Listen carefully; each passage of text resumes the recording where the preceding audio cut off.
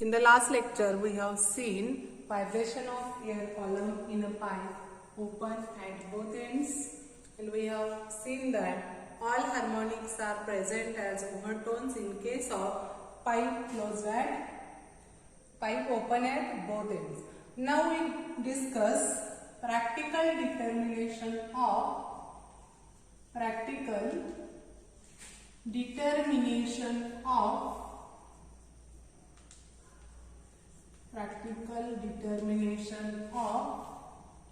End correction.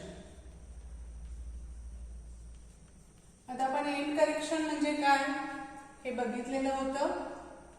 तर ज्यावेळी antinode produce होतात त्यावेळी ते ओपन एंडला प्रोड्यूस न होता काही डिस्टन्स वरती प्रोड्यूस होतात. त्यामुळं ती जी ट्यूब असेल, ती जी पाईप असेल, त्याच्या ओपन एंड पासून जिथे अँटीनोड प्रोड्यूस होणार आहे तिथपर्यंतचा डिस्टन्स त्याला आपण काय म्हणतो, एंड करेक्शन. त्याच्यासाठी आपण फॉर्म्युला पण यूज केलेला होता, E is equal to 0.3D. E is equal to 0.3D म्हणजे त्याच्यावरून आपल्याला एंड करेक्शनची व्हॅल्यू ही डिटरमाइन करता येते. पण जर आपल्याला तो डायमीटर मेजर करायचा नसेल आणि आपल्याला फक्त फ्रिक्वेन्सी आणि वेव्हलेंथ दिली असेल तर त्याच्यावरून आपल्याला end correction value practically determine करायची. मग त्याच्यासाठी आपण कन्सिडर करणार आहे first of all for a pipe open at both ends.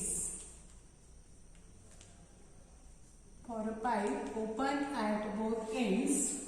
आता जर पाईप दोन्ही बाजूला ओपन असेल then we have seen what is the formula for velocity of sounding air at room temperature. It is twice n. हा formula आपण बघितलेला होता, P is equal to twice n. आता इथे जरी फ्रिक्वेन्सी किंवा लेंथ चेंज केली तरी या वेलॉसिटी मध्ये कोणताही चेंज होत नाही. Means if we consider n1 is the frequency, n1 is the length, also L2 is the frequency, L2 is the length of air column. तर V is equal to twice L1, L1 पण असणार आहे आणि twice L2, L2 पण असणार आहे. त्यामुळे हे दोन्ही जर आपण इक्वेट केले twice L1, L1 is equal to twice L2, L2 तर इथे 2 to कॅन्सल होईल. इथे राहणार आहे L1, L1 is equal to L2, L2. आता हे जे L आहे कॅपिटल L ते म्हणजे लेंथ ऑफ एअर कॉलम आपण घेतलेले. And we know for a pipe open at both end this capital L is equal to L plus 2E. तर हे 2E कुठून घेतो आपण, जे एंड करेक्शन आहे. ओपन एंड असल्यामुळे दोन्ही बाजूला अँटीनोड्स प्रोड्यूस होणार आहे. त्यामुळे एका बाजूचा E आणि दुसऱ्या बाजूचा E दोन्ही ऍड करून आपण बघितलेलं होतं कॅपिटल L ची व्हॅल्यू ही काय असते, L प्लस 2E. मग याच्यामध्ये आपण सबस्टिट्यूट करणार आहे. इथे मिळेल n1 in bracket L plus 2E is equal to n2 in bracket L plus 2. इथे मल्टिप्लाय करूया. इथे येणार इथे L1 प्लस 2E ते L2 plus 2E. N1 plus twice N1E is equal to N2 L2 plus twice N2. आता आपल्याला value पाहिजे E ची. त्यामुळे आपण काय करणार आहे, ही जी टर्म आहे इकडे घेणार आणि ही टर्म इकडे ट्रान्सफर करणार. इथे काय राहील, ट्वाइस N1E मायनस ते N2E इकडे येणार आहे twice N2E is equal to इथे N2 L2 आणि हे N1 L1 तिकडे जाणार आहे म्हणजे मायनस N1 L2. आता याच्यामधून कॉमन काय निघेल E आणि 2 in bracket N1 minus N2. 2 आणि E कॉमन निघणार आहे. ते 2 आणि E आपण कॉमन काढूया. इथे येणार 2E in bracket N1 minus N2. N1 minus N2 आणि इथं आहे N2 L2 minus N1 L1. ते पण इकडे घेऊया N2 L2 minus N1 L1. आता E ची व्हॅल्यू आपल्याला पाहिजे त्यामुळे E is equal to formula इथे मिळेल N2 L2 minus n1 L1 divided by इथे twice n1 minus n2 म्हणजे इथे येणार twice in bracket n1 minus n2. म्हणजे for a pipe open at both ends, this is the formula for end correction, that is E is equal to n2 L2 minus n1 L1 divided by twice in bracket n1 minus n2.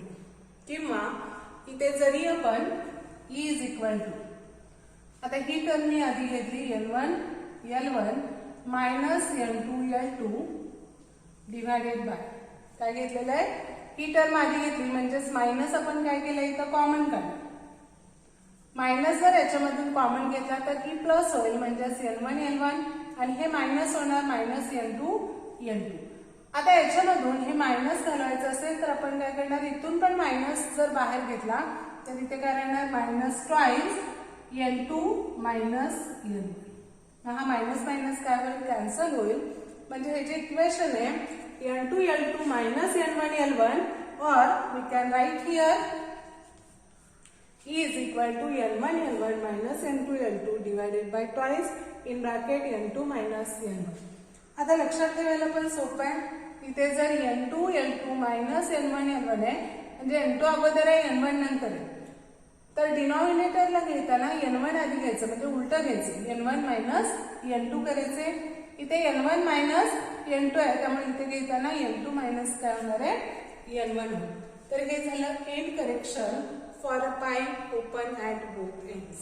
आता आपण हे जे end correction आहे ते pipe close at one end याच्यासाठी आपण determine करणार आहे. मग त्याच्यासाठी आपण परत ही सगळी प्रोसिजर करायची.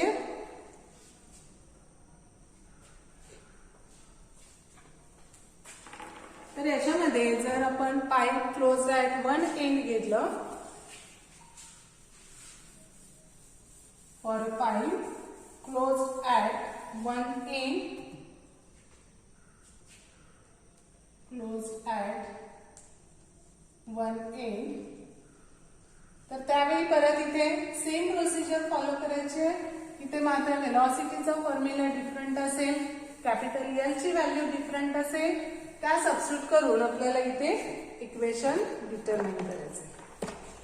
ओके, तर इथे velocity close at one end साठी आपण घेतो v is equal to 4nl. Is equal to काय असेल 4nl असेल.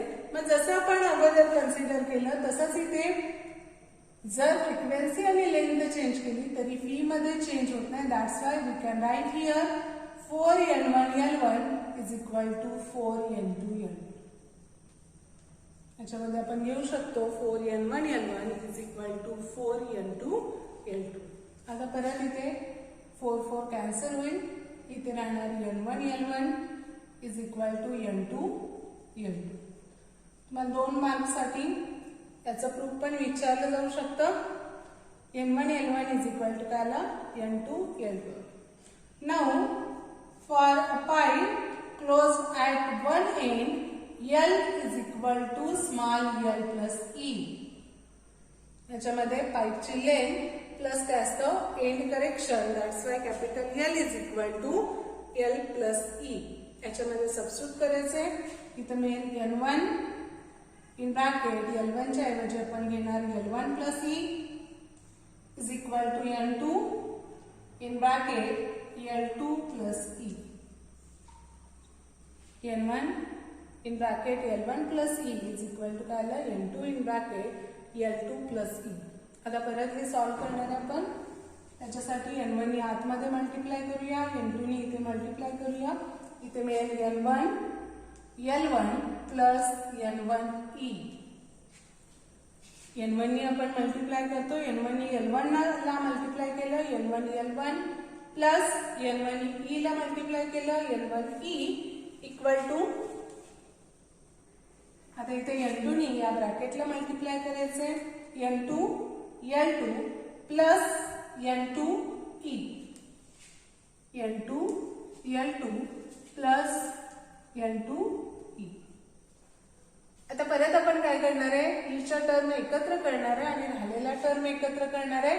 मग इथे n1e आहे ते n2e आहे, पण इकडे घेतलं minus n2e is equal to इथे n2l2 आणि हे मायनस n1l1. मग याच्यामधून e कॉमन निघेल, ब्रॅकेटमध्ये राहणार आहे n1 minus n2 into e is equal to इथे n2 l2 minus n1 l1 आहे तसंच राहणार आहे. आता e आपल्याला पाहिजे, त्यामुळे याच्यावर e ची व्हॅल्यू मिळेल e is equal to n2 l2 minus n1 l1 divided by n1 minus n2. e is equal to n2 l2 minus n1 l1 divided by n1 minus n2, or also here we can write e is equal to n1 l1 minus n2 l2 divided by n2 minus n1. म्हणजे e ची value इथे या पद्धतीने पण आपण लिहू शकतो, n1 l1 minus n2 l2 divided by n2 minus n1.